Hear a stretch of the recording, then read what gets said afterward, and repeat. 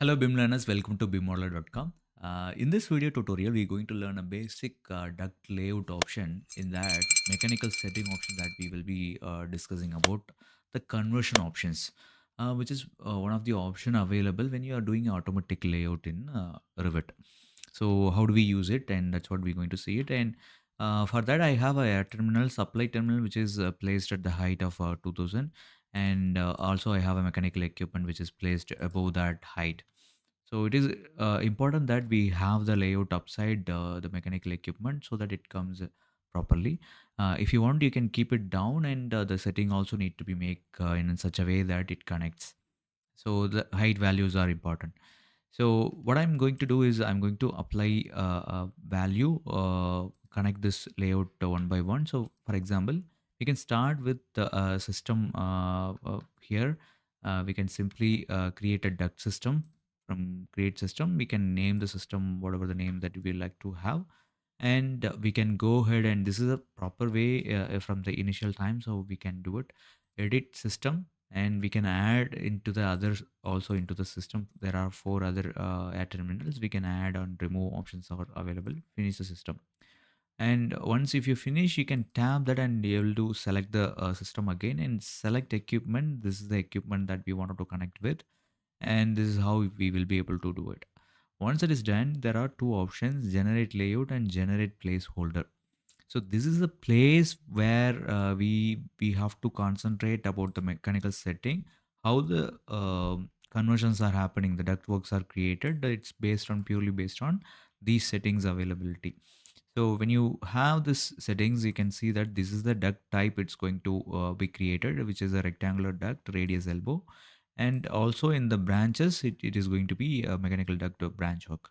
So with the same setting, by these are the default template settings we have. I'm going to explain you that what happens and what will be the error we will get when we proceed with the same. So I'm going with generate layout. Now, if you see that the main branch, it is in the blue, and the green color that you see, which is on the branches color. But if you see here, there is an orange line which indicates that there is an error between going to happen in this place. We don't have enough space actually in this place. That's a reason we couldn't have a blue lines properly. So the reason our equipment is, it is in different height, and our values of branch main and branch heights are different. So we won't be able to finish this when you are doing this. So this is how it happens when you do this. As a fresher, you will face this error when you are trying to do the automatic layout. The reason you have to understand only because of this. So the reason I'm going back, and I'll be going back to the mechanical setting, which is shortcut is MS, or you can press this arrow, or in the mechanic manage tab, you'll be able to find the MEP settings, mechanical settings here. MS is a shortcut. So come to the conversion option and make 3 meter on each side.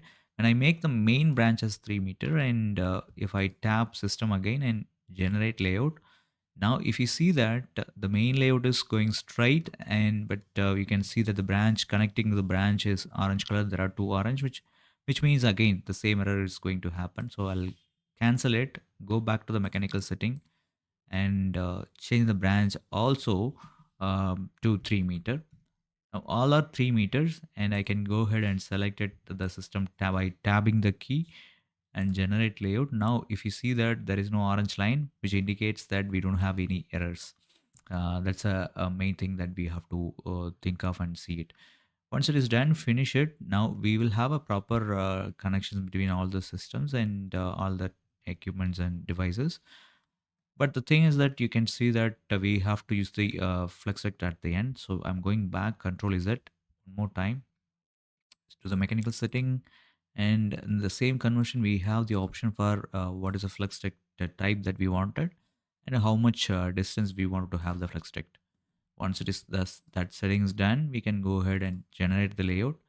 Now we can finish this.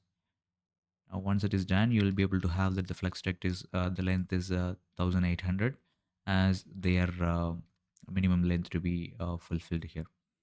So this is how you'll be able to use the automatic routing option with the help of MEP setting, mechanical settings. If you are not aware of this, and do let me know in the command if you are using it in different ways. Also, do let me know if you have any questions related to this MEP or any other mechanical Revit architectural structural related queries in the comment. We will be able to address you that as a separate video tutorial for you. And do share with your learning friends so that they also learn it and we also get benefit out of it. Sharing is caring. With that, see you on the next tutorial. Bye bye.